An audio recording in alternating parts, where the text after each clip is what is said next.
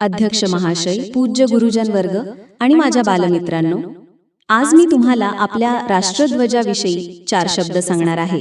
ते तुम्ही शांतपणे ऐकून घ्यावेत ही नम्र विनंती. आपल्या देशाचा राष्ट्रध्वज तिरंगी आहे, म्हणजेच त्यामध्ये 3 रंग आहेत. सर्वात वरच्या बाजूला केशरी, मध्यभागी पांढरा व सर्वात खाली हिरवा रंग आहे. मध्यभागी पांढऱ्या रंगामध्ये निळ्या रंगाचे अशोक चक्र आहे. त्यास 24 आरे आहेत. केशरी रंग त्यागाचे प्रतीक आहे, पांढरा रंग शांततेचे प्रतीक आहे, तर हिरवा रंग समृद्धीचे प्रतीक आहे. ध्वज फडकताच आपण सर्वजण ध्वजाला सलामी देऊन मान राखतो. एवढे बोलून मी माझे भाषण संपविते. जय हिंद, जय महाराष्ट्र.